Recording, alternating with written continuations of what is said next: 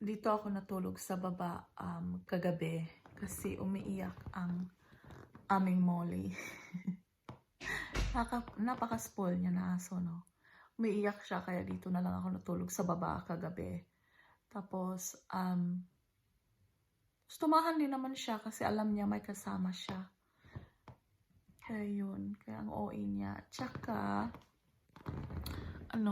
gumawa yung asawa ko ng, of course, ang mahiwagang kape.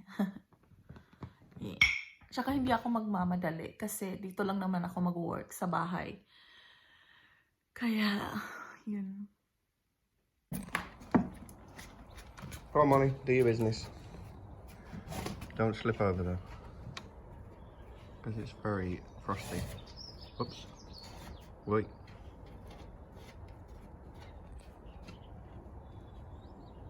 Yeah. No? Mushroom.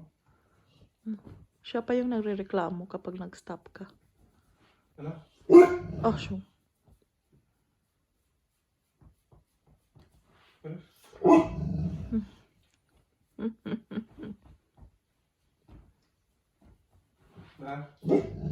Sa maaraw. Yan. Gusto ko tong ganito na maaraw, hindi yung hindi yung palagi na lang umuulan. Pero kahit na maaraw siya, malamig pa din. Sobrang lamig, yung sumasakit yung kamay mo sa lamig. Ano niya, no? Sa woods. Come on, Molly. Ay, naku. Nag-work from home kasi ako. Kaya nalakad ko si Molly this afternoon. Tsaka maganda din na lumabas ng bahay. Kahit mga half an hour lang. Kasi nakababad lang ako sa computer, di ba? Ayan. Ganda lumabas. Higop lang ng fresh air. Tapos, balik na naman sa work. I'm hoping matapos ako mga 4. Tapos, babalik na naman ako work mamayang gabi. Para pang overtime na naman. Ganda niya, no? Diyan naglalakad si Molly kasi sa middle dyan may race course. Kaya lang hindi kami pupunta today kasi maputik. Sobrang putik. Come on, darling. Where are we going? Where are we going? Ay, naku. Yan o, sobrang putik. Shall we go the other way? Hey, where's the bin? Alam mo kami ni Molly. Walking. Where are you going? Ay nako, dinidelay niya talaga lahat. Iwan ko na lang. Molly, can we go home now? I'm hungry. Molly, I'm hungry. Nakaka-relax yung yung scenery niya. Molly, can we go home now? I'm hungry. Guys, kakabalik lang namin ni Molly mag-walking. And I need to eat some lunch. Ano bang i-lunch ko? Hindi mag-noodles tayo. Ito na. Ang suki ko ay ang super noodles at ang aking kape. Oh, Molly. Meron pa akong tirang nung yung dumplings.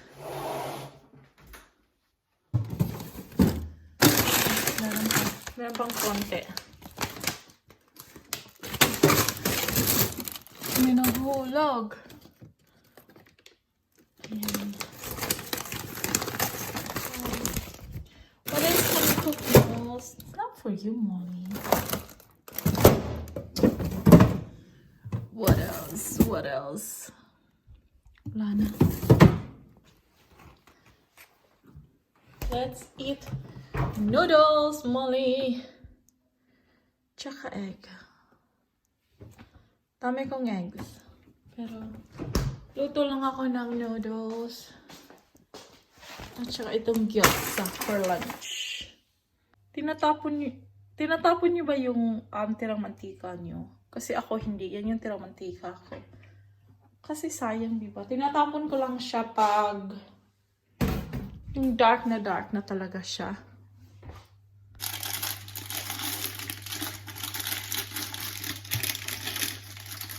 Gusto ko pumunta dun sa may sa may Asian na shop kasi may mga sila mga Filipino na tinda. May mga Filipino silang tinda, may mga pansit canton, mga sardinas, ano pa ba iba? Basta may mga Filipino sila. Gusto kong pumunta doon. Siguro pupunta kami sa weekend. No, not this weekend. The weekend after. Magmo-multitasking ko, guys. Kakain ako at magwo-work. Kasi, oh my goodness. I need to close that door, Molly. Well, I'll show you some carrots. Shall I give you carrots? And wala ka ng carrots, Mols. Nakaharap ako sa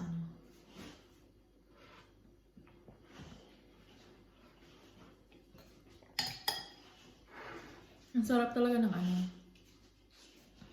Ang noodles sa maginaw na panahon. Sabi ng asawa ko gabi. Di ba halos araw-araw ka kumakain ng noodles? Sabi ko, yeah. Hindi, mag-practice ka kaya kasi hindi din siya marunong. Mag-practice ka kaya kumain ng noodles na naka-chopstick. Tapos sabi ko, maano lang ako noon, maiirita lang ako noon.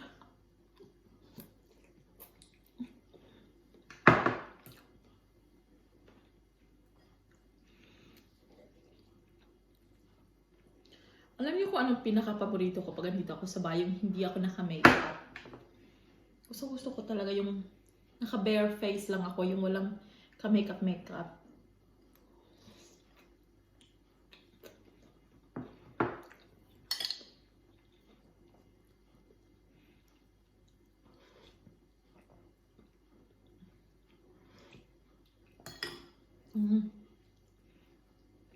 Nafe-feel ko yung init na dumadaloy sa anong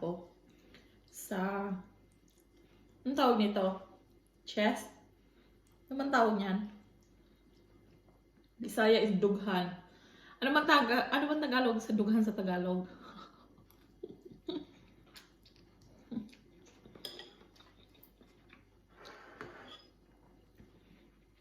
Work tayo, work.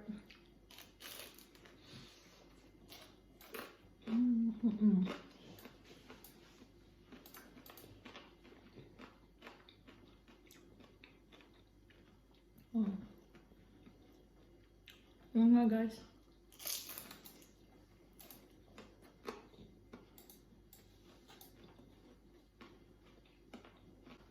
Alam nyo,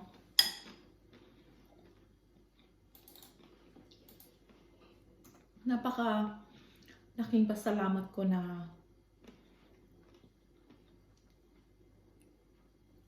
nasa office na ang trabaho ko. At saka laking pasalamat ko din na na-experience ko din kung paano magtrabaho as waitress, care assistant, kitchen assistant, ano pa ba? Ano pa bang pinasukan ko? Basta madami. Tapos, receptionist. Tapos hanggang sa nagtrabaho na ako sa office. I'm still in denial pa rin. But very grateful. Kasi, syempre hindi naman lahat ng tao maswerte, di ba? Kaya, lalo na sa trabaho. Kaya napaka beyond grateful ko talaga.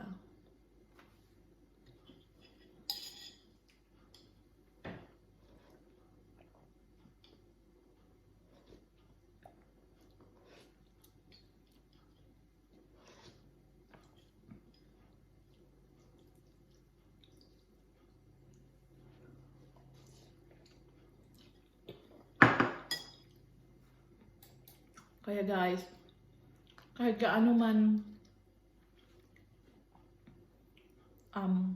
kataas o kababa, kahit ano man ang narating natin sa buhay,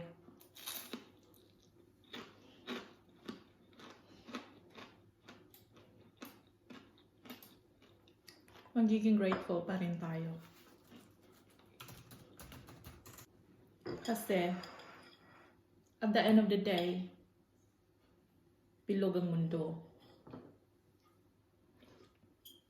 Hindi natin alam kung anong mangyayari, di ba? Kaya,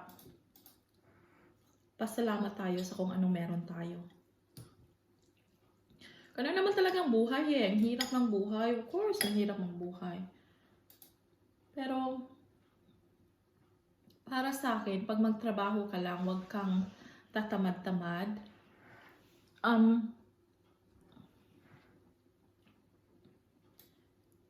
Everything will be fine. Saka mabuti ka lang tao. Wala kang tinatapakan na tao. And everything will be fine.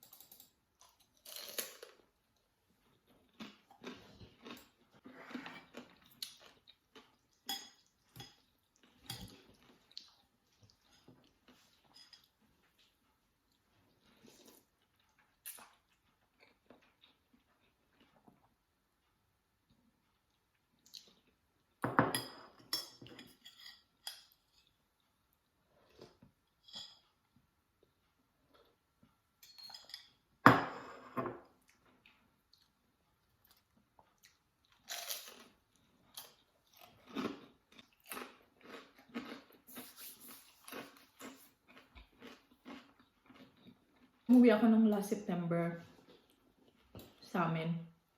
Tagal ko nakauwi 5 taon. Di ako umuwi ng 5 taon. Pag uwi ko sa amin, grabe yung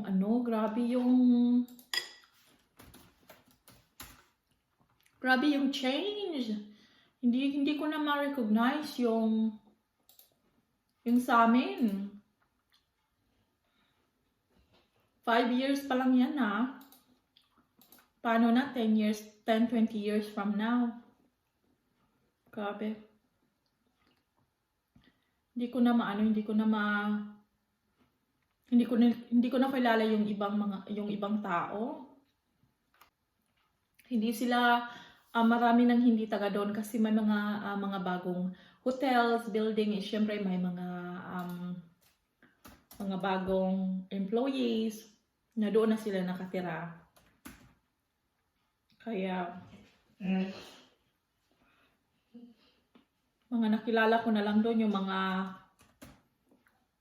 matatanda na kinalakihan ko. Pero yung mga bata, yung iba kilala nila ako pero hindi ko sila kilala. Kasi yung nanay nila kilala ako. Hindi mo na ma-recognize. Grabe yung change sa atin sa Pinas, grabe.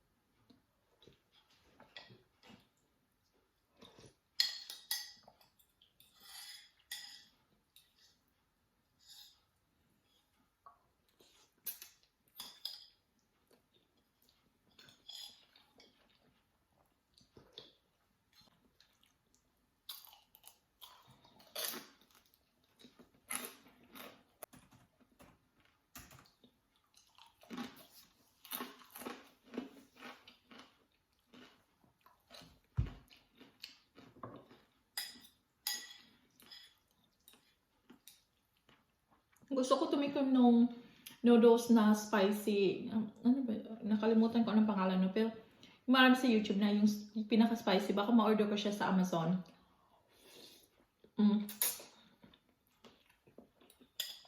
Titingnan ko. Tapos i-challenge ko yung Hindi yung mga kaibigan ko, yung sawa ko. I-challenge ko sila.